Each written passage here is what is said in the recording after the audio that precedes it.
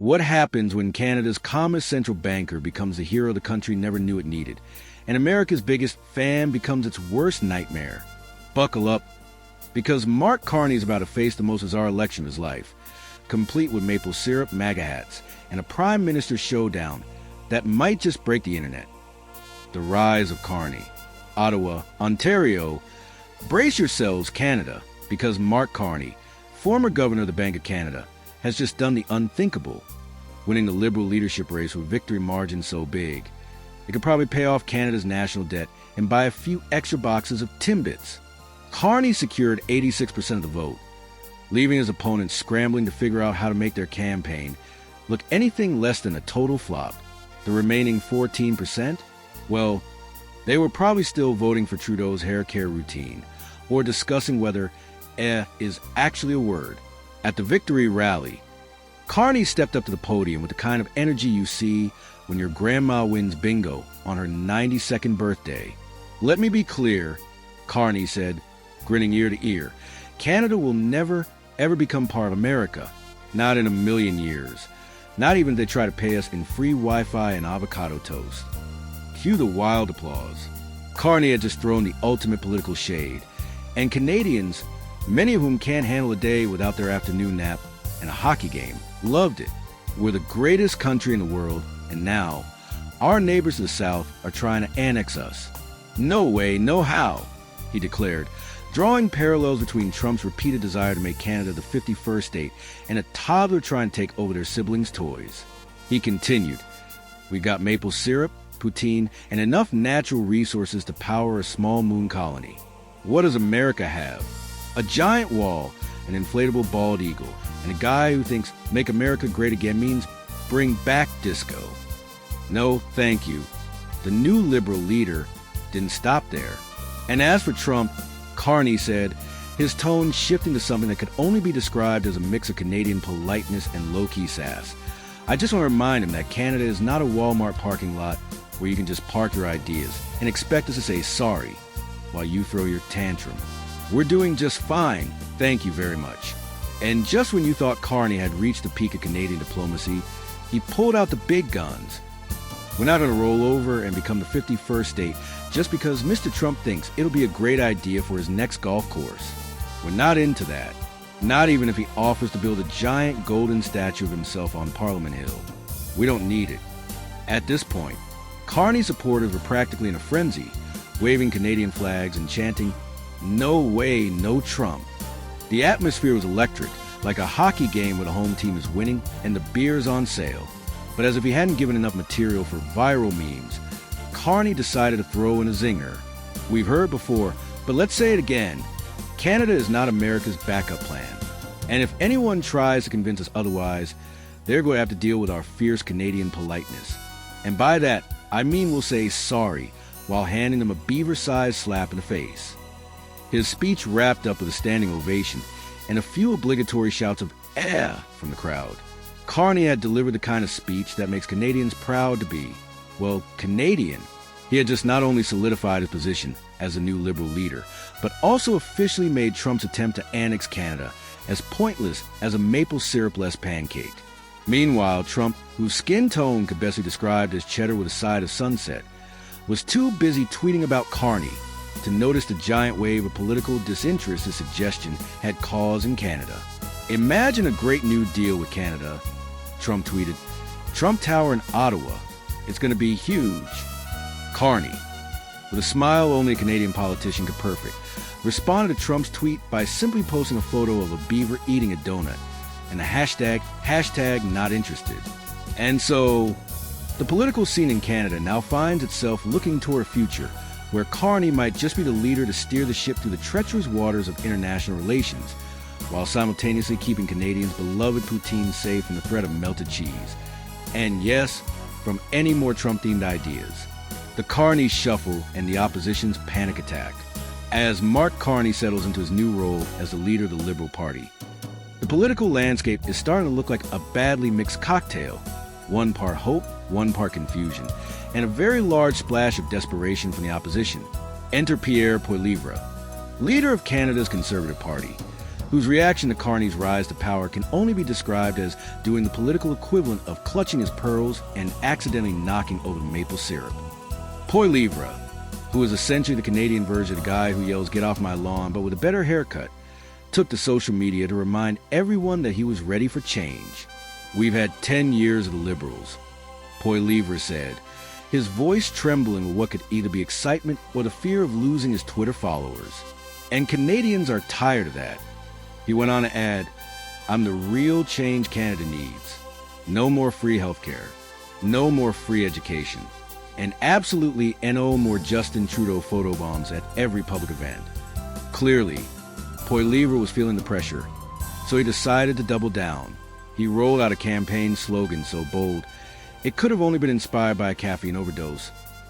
Vote Poilievre, because sometimes you just need a change, even if it's a really, really awkward one. His team even put out a commercial where Poilievre stood in front of a giant maple leaf, dramatically declaring, "Under my leadership, Canada won't be great, it will be Poutine-level great." The catchphrase was as baffling as it was confusing. But hey, at least they were trying. Sort of. Meanwhile, Carney was over here playing 4D chess, calling for an election so quickly that even the clock was sweating. He knew the time had come. It was going to be a snap election, a move that had the opposition scrambling like raccoons in a dumpster at midnight. "We don't need a long campaign. We need a short, sweet, and to-the-point election," Carney said, his face the picture of calm efficiency. He added, "Besides, who needs a long campaign when you can just drop a mic, announce the election, and leave the other parties wondering if their consultants had accidentally booked their campaign meetings at Tim Hortons instead of Parliament Hill?" Poilievre's response to Carney's call for a snap election was akin to someone being told they couldn't have maple syrup on their pancakes. "I'll run my campaign, but I won't be bullied by fancy words like snap election. That's just another liberal trick," he grumbled, shaking his fist at the sky. The poor guy was so worked up that someone accidentally tweeted #CanadaFirst on his feed, and he immediately tweeted back, "Yeah, okay, sure, but only if we can make the slogan Canada before Carney snacks." Meanwhile, Carney was all business, carefully crafting his message to appeal to the people. "We've been through a lot as a country," he said in his usual calm tone, "but we can get through anything as long as we remember one thing. No matter how bad things get, at least we're not America." He paused, giving the crowd just enough time to cheer. "And we're certainly not going to be their 51st state, no matter how much Trump tries to win us over with tweets and whatever else he's doing these days." As Carney continued his speeches, the Conservative Party realized that the public was not responding well to their Save Canada from Carney campaign. Opposition ads featuring exaggerated pictures of Carney in a suit with his face photoshopped onto the body of a serious economist just weren't landing. Instead, Carney's calm demeanor, mixed with just enough snark to make Trump sweat, had Canadians in a frenzy of optimism, perhaps even more so than when they discovered the magic of ketchup chips. Meanwhile, Trudeau was reportedly taking it all in stride. "Look, if I can survive being that guy with the hair, I can survive this," he said, as he casually signed off on Carney's transition into power, all while maintaining composure of a man who had just learned to properly use Twitter filters. Trudeau even hinted that he might join Carney's team as a communications advisor, but only if there were lots of coffee and a few perks, like being able to comment on the shape of Carney's ties. Back on the campaign trail, Carney had the kind of smoothness only a central banker could possess, promising Canadians everything from affordable housing to keeping the healthcare system strong, all while effortlessly swatting away Trump's suggestions like a fly that wouldn't stop buzzing around. The campaign war room, full of Canadian political advisors snacking on Smarties and discussing whether Trudeau would be a good stand-in for the lead in Canadian Idol should they run low on candidates. Poilievre's team, on the other hand, was having existential crises over whether they should use maple syrup or poutine in their next ad campaign.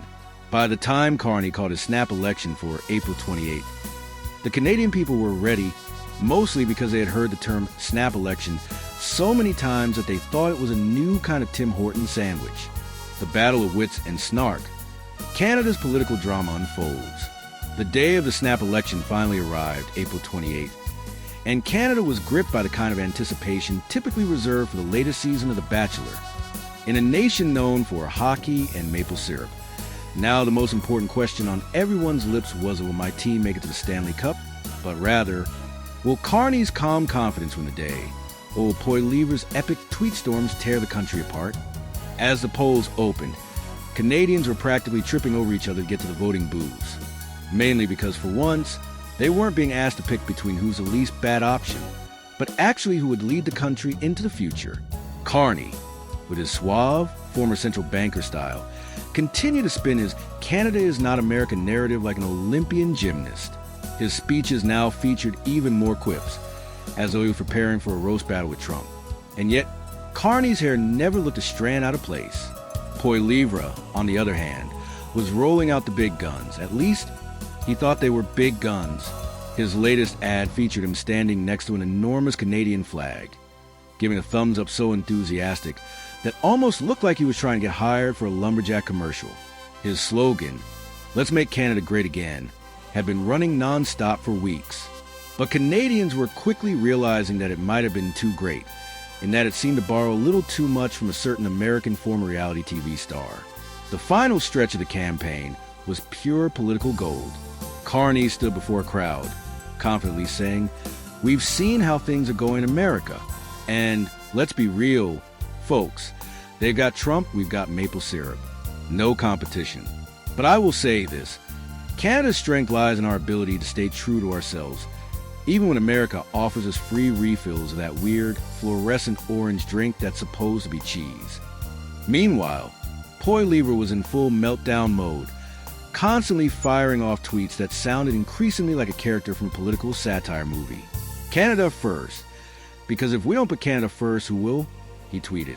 Then, just a few minutes later, "Okay, but seriously, why does Canada's currency have to be so blue? Like, don't they know it's not the color of power?"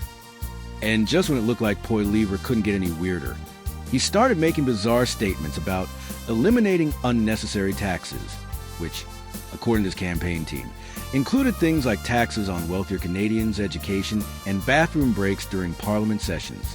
Yeah, real political genius there, Pierre. But the highlight of the election had to be the final debate. Carney was cool, calm, and composed, making it look like he was auditioning for the role of Prime Minister in a Star Wars spin-off. He spoke with the confidence of someone who knew that even if he tripped over his words, Canadians would still be convinced he was a financial wizard. Poilievre, however, had clearly gone off the rails. His closing argument involved him waving around a literal maple leaf, claiming that this single leaf was a symbol of everything Canada stands for. He went on, "If we lose this leaf, we lose our sovereignty. And if we lose our sovereignty, we'll end up eating poutine for breakfast every day." No one was sure what he meant, but the crowd definitely didn't look thrilled. As the results came in, it became clear that Canada had made its choice. Mark Carney's smooth, banker-esque approach had triumphed over Poilievre's maple syrup-fueled rampage. Carney took 62% of the vote, a commanding lead that had Poilievre retreating to his campaign headquarters. Rumor has it, he was spotted holding a large bottle of maple syrup and muttering to himself about the need for change, while wearing a full-on Canada Goose jacket for dramatic effect. That night, Carney stood before his supporters in Ottawa, addressing the nation with a speech that was as polished as his central bank resume. "I promise you," Carney said, his voice steady, "this country will not become part of America. Not today, not tomorrow, not even when Trump tweets, 'I want to buy Canada.'" The crowd roared. Carney continued, "In fact, I will personally ensure that we never let anyone take our maple syrup and our dignity. That's the Canada we are. That's the Canada we will always be." Poilievre, meanwhile, took to social media to announce, "The fight isn't over. We'll get M next time. Hashtag Canada First." But the hashtag Canada First hashtag was quickly overtaken by Carney's hashtag Carney for Canada, which was now trending globally, proving that in Canada, politics was indeed a full contact sport, even if it was also ridiculously polite. And just like that, Mark Carney became Canada's new Prime Minister. The country collectively sighed in relief, knowing that, at least for the time being, their most pressing concern would be who had the best donuts, not who was trying to annex their entire nation. And that's a wrap Folks, you know the drill. Carney's got the throne, and Pierre's just standing still. Maple syrup, MAGA hats, and a showdown so bizarre. Canada's political scene? Yeah, it's raising the bar. So don't forget, if you love the ride, hit that like and subscribe, take the wild side. Turn on notifications. Don't miss a thing. 'Cause here at Factually Incorrect, we bring the zing. Thanks for tuning in. We'll catch you on the flip. More crazy stories to make your brain trip.